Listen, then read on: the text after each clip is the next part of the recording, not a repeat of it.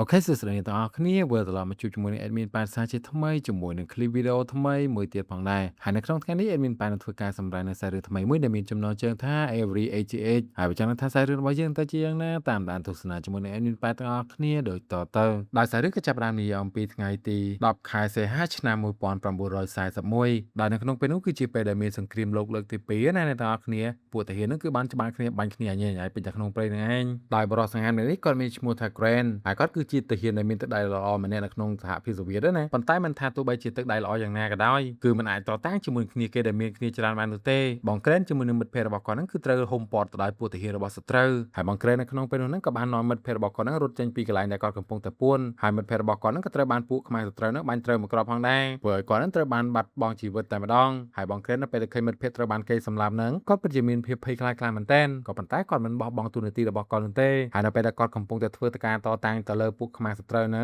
ងគាត់ក៏បានឃើញមិត្តភ័ក្តិរបស់គាត់ម្នាក់ទៀតនឹងត្រូវបានគេបាញ់ត្រូវរបួសហើយគាត់ក៏ព្យាយាមទៅជួយមិត្តភ័ក្តិរបស់គាត់ដែរបង Grand នៅក្នុងពេលនោះក៏បានទាញមិត្តភ័ក្តិរបស់គាត់នឹងឲ្យចូលមកកន្លែងដែលមានសុវត្ថិភាពក៏ប៉ុន្តែដោយសារតែចម្ងាយឆ្ងាយពេកហ្នឹងគាត់មិនអាចទាញមករួចនោះទេអ្នកទាំងអស់គ្នាហើយបង Grand គាត់ក៏បានសម្រេចចិត្តធ្វើការលើកមិត្តភ័ក្តិរបស់គាត់ដើម្បីគេចចេញពីកន្លែងមួយហ្នឹងប៉ុន្តែមានណាគ្រាន់តែបង Grand របស់យើងបានងើបឈរភ្លាមហ្នឹងក៏ត្រូវគ្រាប់កំភ្លើងផាចក៏ធ្វើឲ្យបងសង្ហារបស់យើងប្រកាច់ដាច់អាចស្លាប់តែម្ដងទៅប៉ុន្តែមិនយូរប៉ុន្មាននៅពេលដែលបង Grand របស់យើងគាត់បានស្លាប់ទៅហ្នឹងគាត់ក៏បានបើកភ្នែកត្រឡប់មកវិញម្ដងទៀតប៉ុន្តែនៅពេលដែលគាត់ដឹងខ្លួនហ្នឹងគឺមិនមែននៅកន្លែងដែលគេកំពុងច្បាំងគ្នានោះទេគឺនៅទីតាំងផ្សេងមួយទៀតអញ្ចឹងណាហើយនៅជុំវិញកន្លែងដែលគាត់កំពុងទៅនៅហ្នឹងគឺមានមនុស្សច្រើនខ្លាំងមែនទែនដោយពួកគេកំពុងតែធ្វើការតម្រង់ជួរគ្នាមិនដឹងថាទៅណានោះទេហើយរំពេចហ្នឹងក៏មានបរិយាចំណានអ្នកទៀតហ្នឹងបាននិយាយទៅកាន់បង Grand របស់យើងថាឯងមិនបាច់ភ័យទេនៅទីនេះគឺមិនមែនឋាននរកហើយក៏មិនមែនឋានសួគ៌អីដែរតែចង់បញ្ជាក់ថាឯងត្រូវបានស្លាប់ហើយលេខរៀលរបស់ឯងហ្នឹងគឺ88ហើយខ្ញុំហ្នឹងគឺលេខ87ហើយបរិយាចំណានម្នាក់ហ្នឹងគាត់មានឈ្មោះថាអង់ដ្រេមកទៀតអាប៉ែអង់ដ្រេហ្នឹងហើយនៅក្បែរនោះហ្នឹងក៏មានស្រីស្អាតអ្នកទៀតផងដែរដែលចែស្អាតម្នាក់ហ្នឹងគាត់មានឈ្មោះថាសូហ្វីហើយបង Grand របស់យើងនៅក្នុងពេលហ្នឹងគាត់មិនជឿនោះទេទាំងអស់គ្នាដោយគាត់គិតថាអ្នកទាំងពីរហ្នឹងកំពុងតែកុហកគាត់ហើយប៉ុន្តែមានណានៅពេលដែលគាត់បានដាក់ភ្នែកមើលទៅខាងក្រៅហ្នឹងក៏បានឃើញថាមានមនុស្សតម្រង់ជួរគ្នារាប់សិបនាក់ឯណោះហើយសូហ្វីហ្នឹងគាត់ក៏បាននិយាយថាឯងពិតជាសំណាងខ្លាំងមែនទែនដែលស្លាប់ហើយមកតម្រង់ជួរគេបានលេខ88រួចគេទី1លានទីអីនោះអាមិនដឹងកាលទេអាមិនបានចាប់ជាតិហើយលោកអ៊ំអង់ដ្រេនៅក្នុងពេលហ្នឹងគាត់ក៏បាននិយាយបន្ថែមទៀតថាដួងវិញ្ញាណរបស់ពួកយើងគឺប្រៀបដូចជាដួងផ្កាយអញ្ចឹងហើយមានផ្កាយខ្លះទៅបង្កើតថ្មីកើតអីចឹងណាហើយពួកយើងហ្នឹងក៏មានអ្នកខ្លះទៅតែងាប់ថ្មីផងដែរដោយលោកអ៊ំអង់ដ្រេហ្នឹងក៏ធ្លាប់ស្លាប់អស់ចំនួន27ដងហើយចំណែកចាស់ស្អាតសូហ្វីហ្នឹងក៏ធ្លាប់ស្លាប់អស់ចំនួន40ដងហើយធ្លាប់មកទីហ្នឹងគឺ40ដងហើយមុនពេលដែលគាត់ស្លាប់ចាស់ស្អាតសូហ្វីហ្នឹងគឺជាម្ចាស់ស្ត្រីនៅក្នុងប្រទេសអូស្ត្រានៅណាទេអញហើយចំណែកលោកអ៊ំអង់ដ្រេគាត់គឺជាអ្នកសម្ដែងនៅទារហាសកម្មនៅក្នុងប្រទេសបារាំងហើយបង្ក្រេបនៅក្នុងពេលហ្នឹងគាត់ឆ្ងល់ខ្លាំងមែនទែនរួចមនុស្សមកពីប្រទេសផ្សេងគ្នាតែមិនបានមកនិយាយស្លាប់គ្នាបានអញ្ចឹងរួចលក្ខណៈថានិយាយភាសាតែមួយណាចាស់ស្អាតសូហ្វីនៅក្នុងពេលហ្នឹងគាត់ក៏បាននិយាយប្រាប់ទៅកាន់ទូប្រុសរបស់យើងថាទីតាំងមួយនេះគឺជាទីតាំងពិសេសដែលអាចឲ្យអ្នកគ្រប់គ្នានៅកន្លែងមួយនេះអាចនិយាយភាសាតែមួយបានហើយអាចស្ដាប់គ្នាយល់បានលក្ខណៈទៅដូចជាមានម៉ាស៊ីនបកប្រែអញ្ចឹងណាអ្នកទាំងអស់គ្នាពេលយើងនិយាយភាសាឧទាហរណ៍ថាភាសាខ្មែរយើងនិយាយទៅអញ្ចឹងអ្នកផ្សេងដែលគេស្ដាប់ភាសាខ្មែរអត់យល់ហ្នឹងគេអាចស្ដាប់ឮសូរជាភាសាអង់គ្លេសអញ្ចឹងទៅឬក៏ជាភាសាផ្សេងដែលពួកគេអាចស្ដាប់យល់បានប៉ុន្តែអ្នកនិយាយភាសាខ្មែរអញ្ចឹងណាចង់និយាយអញ្ចឹងណាចំណែក Grave នៅក្នុងពេលហ្នឹងគាត់ក៏ព្យាយាមពិសោធន៍ថាគាត់ហ្នឹងមិនមែនយល់សពទេដឹងអីគាត់ក៏បានសុំឲ្យលោកអ៊ំអាំងត្រេហ្នឹងទះគាត់ម្ដាយកណ្ដាលមុខមកហើយលោកអ៊ំអាំងត្រេនៅពេលដែលឮសូរបែបហ្នឹងគាត់ក៏បានតោបងសង្ហារបស់យើងម្ដាយកណ្ដាលមុខខាងប៉ុន្តែដូចជាគ្មានអ្វីកើតឡើងនោះទេតែស្អាតសូហ្វីនៅក្នុងពេលហ្នឹងគាត់ក៏បាននិយាយថាពិភពមួយនេះគឺពិតជាអស្ចារ្យខ្លាំងណាស់មិនថាមានរឿងអីកើតឡើងក៏ដោយក៏យើងមិនមានការឈឺចាប់ឬក៏មានសេចក្តីសុខអីដែរលក្ខណៈថាសូន្យហ្មងហើយបង Grave នៅក្នុងពេលហ្នឹងគាត់ក៏បានយល់ព្រមជឿហើយគាត់ក៏បានធ្វើដំណើរទៅខាងមុខជួរដើម្បីមើលថាអ្នកណាគឺជាអ្នកនៅមុខគេអញ្ចឹងណានៅពេលដែលគាត់បានដើរទៅដល់ហ្នឹងក៏បានជួបជាមួយនឹងអ៊ំស្រីម្នាក់ទៀតហើយអ៊ំស្រីម្នាក់ហ្នឹងគាត់គឺជាយតាកាមេនឹងឯងលក្ខណៈថាព្រមវិខិតអីចឹងណាអ្នកនរគ្នាមើលមុខគាត់ហើយគាត់គឺជាអ្នកសម្រេចថាឲ្យអ្នកណាទៅកើតនៅណាអ្នកណាកើតថ្មីឬនៅស្លាប់នៅហ្នឹងអីចឹងទៅហើយនៅពេលដែលបង Grade របស់យើងកំពុងដើរហ្នឹងគាត់ក៏បានឮសូរមនុស្សប្រកែកគ្នានៅក្នុងពេលហ្នឹងគាត់ក៏បានឃើញបរិមម្នាក់ហ្នឹងកំពុងតែដណ្ដើមស្រោមជើងពីបងប្រកែកម្នាក់ដោយបរិមម្នាក់ហ្នឹងគាត់បាននិយាយថាតែទៅពាក់ស្រោមជើងស្អីតាជើងកបត់ឲ្យស្រោមជើងទៅបាច់បាយទុកឲ្យគ្មានប្រយោជន៍អីដែរបង Grade របស់យើងនៅពេលដែលឃើញបែបហ្នឹងគាត់ក៏បានស្ទុះទៅជួយហើយក៏បានចាប់លោកពូម្នាក់ហ្នឹងញាត់គប់ក្រោមដៃតែម្ដងលក្ខណៈថាធ្វើដូចជាខ្លួនឯងហ្នឹងវីរៈបុរសជីសេសអញ្ចឹងណាប៉ុន្តែមានណាអ្នកទាំងអស់គ្នាអ្នកនៅជុំវិញហ្នឹងគឺគ្មាននរណាម្នាក់ហ្នឹងសប្បាយរីករាយជាមួយនឹងទង្វើល្អរបស់គាត់ទេហើយពួកគេបែរជាគិតថាទូប្រុសរបស់យើងហ្នឹងធ្វើបាបគេទៅវិញហើយពេលវេលាហ្នឹងគឺបានកន្លងផុតទៅអស់រយៈពេលយូរខ្លាំងមែនទែនប៉ុន្តែអាជួរហ្នឹងវាមិនចេះអស់សោះលក្ខណៈថាយូរសែនយូរដូចយើងទៅអង្គុយរងចាំចាក់វ៉ាក់សាំង COVID-19 កាលពីសម័យមុនអញ្ចឹងអ្នកនរគ្នាហើយបង្ក្រេតរបស់យើងជាមួយនឹងលោកពូអង់ដ្រេហើយនឹងចៅស្អាតសូហ្វីហ្នឹងគឺបានលេងជាមួយគ្នាយ៉ាងសប្បាយរីករាយមើលទៅពួកគេហ្នឹងចាប់ផ្ដើមស្និទ្ធស្នាលជាមួយគ្នា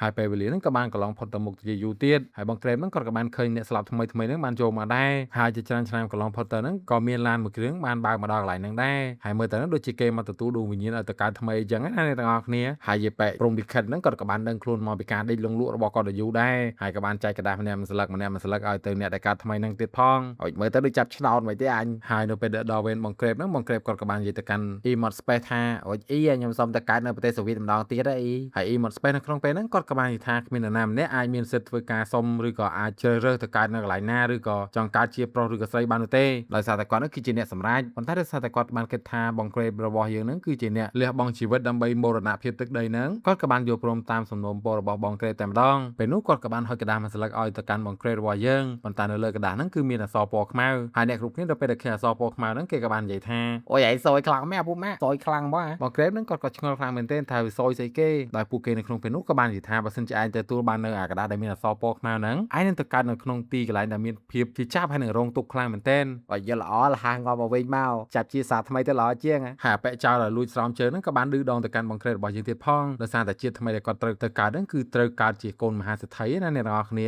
រួចដេកស៊ីមិនបាច់ខ្វល់ពីអីនោះទេចំណែកលោកអ៊ំអង់ដ្រេគឺត្រូវទៅចាប់ជាតិនៅទីក្រុងប៉ារីសម្ដងទៀតហើយចៅស្អាតសូហ្វីហ្នឹងគាត់ពិតជាសប្បាយចិត្តខ្លាំងមែនទែនដោយសារតែគាត់ហ្នឹងត្រូវទៅកើតទីជាកូនមហាសេដ្ឋីនៅក្នុងប្រទេសអាមេរិកណាចំណែកបងក្រេបរបស់យើងក្នុងពេលនោះគាត់ពិតជាមានកង្វល់ក្នុងចិត្តខ្លាំងមែនទែនក្រោយមកគាត់ក៏បានយកกระดาษមួយស្លឹកហ្នឹងទៅសួរបងតកងឡានហើយបងតកងឡានហ្នឹងគាត់ក៏បាននិយាយថាហើយបើសិនជាឯងទៅកើតថ្មីហ្នឹងឯងនឹងមានជំងឺមួយយ៉ាងដែលមានឈ្មោះថាអូទីសឹមហើយមិនអាចមានស្នេហាមិនអាចមានអីទេគឺរស់នៅលក្ខណៈថាវេទនាខ្លាំងមែនទែនបងក្រេបនៅពេលដែលឮសួរបែបហ្នឹងហើយហ្នឹងគាត់ក៏បានកាន់กระดาษមួយស្លឹកហ្នឹងទៅសួរ E-mod Space តែម្ដងបើគាត់បានសួរថាហេតុអីបានជាខ្ញុំបានកระดาษមួយស្លឹកហ្នឹងអញ្ចឹងអូអ្នកផ្សេងកើតមកសកូនមហាសេដ្ឋីកូនអ្នកមានលុយចាយឯកើតនៅប៉ារីសឯណាឲ្យខ្ញុំមិនបានកระดาษកើតទៅជាមនុស្សដែលមានជំងឺអូទីសឹមអញ្ចឹងហើយយីប៉ែ Mod Space ហ្នឹងគាត់ក៏បាននិយាយថាឯងបើនិយាយចានេះអូគ្មាននរណាម្នាក់មានសិទ្ធអាចជ្រើសរើសបានទេមានតែឯងហ្នឹងមានសំណាងឯងបានរើសយកបានអាកណ្ដាលមួយហ្នឹងអូតវ៉ាស្អីទៀតអានេះវិញអ្នកគ្រប់គ្នានៅឈរពីក្រោយអ៊ីហ្នឹងគាត់ក៏បានស្រែកចន្ទាមកថាឯងពិតជាមានសំណាងហើយដែលអាចទៅកើតចាប់ជាតិសាជាថ្មីបានណាហើយមើលពួកអញនៅស្ញញនេះឯងដឹងការបានចាប់ជាតិទេហើយចាប់ជាតិកើតជាអីមិនសំខាន់ទេអ្វីដែលសំខាន់គឺអាចរស់នៅបានដោយល្អរស់នៅដោយរបៀបណាតែប៉ុណ្ណោះអូចាប់ជាតិជាសាសក៏បានដែរកុំឲ្យចាប់ជាតិទៅជាសាសក៏ដូចមកអាចារ្យសៀមបើចាប់ជាតិទៅជាជាតិសាសហ្នឹងវិញបាច់និយាយទេអាខួរក្បាលដូចប្រឡាក់អាចចឹងអូមួយថ្ងៃគ្មានចេះធ្វើស្អីចង់មកទៅដីគេតែពួកអាថោកហើយបងក្រេបនៅក្នុងពេលហ្នឹងគាត់ក៏បាននិយាយទៅកាន់ E-mod Space ថាខ្ញុំចង់កើតថ្មីហ្នឹងគឺមិនមែនកើតទៅហ្នឹងជាមនុស្សអូទីសឹមទេខ្ញុំចង់កើតទៅជាមនុស្សដែលល្អហើយមានប្រយោជន៍ចំពោះសង្គមហើយ E-mod Space នៅក្នុងពេលហ្នឹងគាត់ពិតជាខឹងខ្លាំងមែនទែនគាត់ក៏បាននិយាយថាអុយបើឯងពេចចិត្តទៅត្រង់ជួសាថ្មីឲ្យចាំកើតសារក្រោយទៀតក៏បានដែរហើយបងក្រេបនៅក្នុងពេលហ្នឹងគាត់ពិតជាខឹងខ្លាំងមែនទែនគាត់ក៏បានស្រែកជំទាវទៅកាន់ E-mod Space ថាខ្ញុំចង់កើតមកដោយជីវិតគ្មានប្រយោជន៍អីនោះទេហើយ E-mod Space ហ្នឹងគាត់ក៏បាននិយាយថាគ្មាននរណាម្នាក់ហ្នឹងអាចកំណត់បានថាជីវិតនរណាគ្មានប្រយោជន៍ឬមានប្រយោជន៍នោះទេហើយគ្រប់ជីវិតហ្នឹងគឺសុទ្ធតែមានប្រយោជន៍តែទាំងអស់ហ្នឹងមិនថាកើតមកហ្នឹងពីការឬក៏អត់ពីការនោះទេសុទ្ធតែមានប្រយោជន៍ទាំងអស់គ្រប់ជីវិតហ្នឹងតែអ្វីដែលសំខាន់ហ្នឹងគឺជីវិតរបស់ខ្លួនឯងហ្នឹងអាចធ្វើឲ្យខ្លួនឯងហ្នឹងមានប្រយោជន៍អត់ហើយសំខាន់ក៏ធ្វើឲ្យជីវិតរបស់ខ្លួនឯងប្រៀបដូចជាពួកអាថោកឡេតទៅបានហើយក្រោយមក E-mod Space ហ្នឹងគាត់ក៏បានដេញឲ្យបងក្រេបរបស់យើងទៅតជួនៅក្រៅគេទ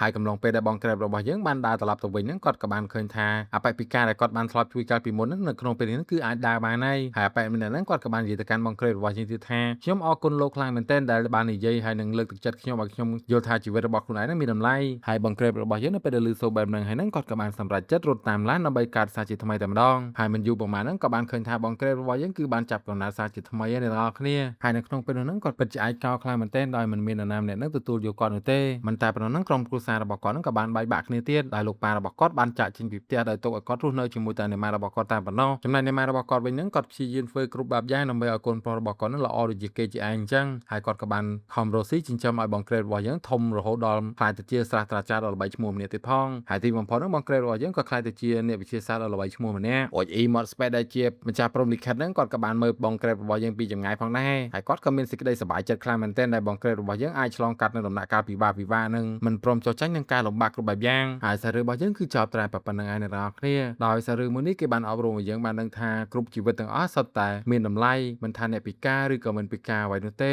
អ្វីដែលសំខាន់ហ្នឹងយើងកុំទៅមើលងាយគេហើយកុំទៅរើសអើងស្អប់ខ្ពើមគេទៅបានហើយពេលខ្លះអ្នកពិការក៏រៀនបកកែនឹងមានជំនាញល្អជាងអ្នកដែលមានកាយសម្បទាធម្មតាផងព្រោះអ្នកខ្លះហ្នឹងកាយសម្បទាល្អសមរម្យដែរក៏ប៉ុន្តែធ្វើចោលធ្វើអីលួចគេអញ្ចឹងណាអ្នកទាំងអស់គ្នាដោយ admin នឹងធ្លាប់មានមិត្តភក្តិម្នាក់ពិការក៏ប៉ុន្តែគាត់ពិតជារៀនបកកែខ្លាំងមែនទែនហើយបកកែជំនាញគូរូបខ្លាំងមែនទែនអ្នកទាំងអស់គ្នាសូម្បីតែគូរូប admin ហ្នឹងគឺគូដូចមុខរបស់ admin តែម្ដងអញ្ចឹងហើយសង្ឃឹមថាអ្នកទាំងអស់គ្នានឹងជួយលើកទឹកចិត្តដល់ជនពិការនិងមិនរើសអើងពួកគាត់នោះទេជាចុងក្រោយខ្ញុំបាទក៏សូមខន្តីអភ័យទោសចំពោះពាក្យពេចន៍ដែលលើសលួសដោយប្រការណាមួយមិនសមរម្យក៏សូមពុកម៉ែបងប្អូនមេត្តាអធិស្ឋានដល់ admin ប៉ែតផងហើយបើសិនជាចូលចិត្តកុំភ្លេចចុច like subscribe ដាក់សញ្ញាកណ្ដឹងឲ្យ admin ប៉ែតម្នាក់មួយផងហើយខ្ញុំបាទក៏សូមអរគុណសូមជម្រាបលាជួបគ្នានៅវីដេអូក្រោយបាទសូមជម្រាបសួរ